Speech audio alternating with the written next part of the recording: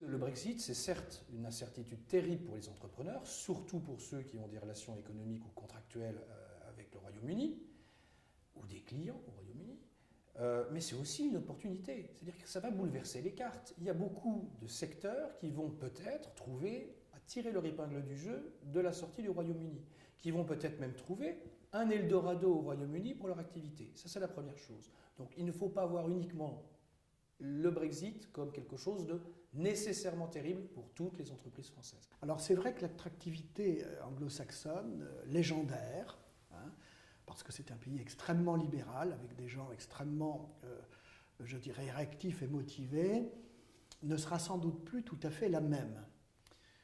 La France a fait des progrès, il faut le reconnaître. Tout va être mis en jeu par deux nouvelles normes, à savoir 2 ou 3 nouvelles normes.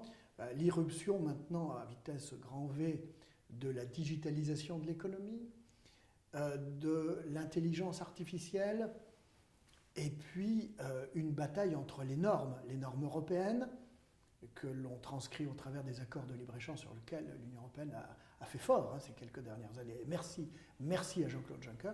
Et puis les normes, je dirais, américaines ou chinoises. Et moi, je considérais, bon, je suis français, bien évidemment, que un Singapour de l'autre côté du Channel, ce n'est pas forcément une catastrophe si on sait être très réactif.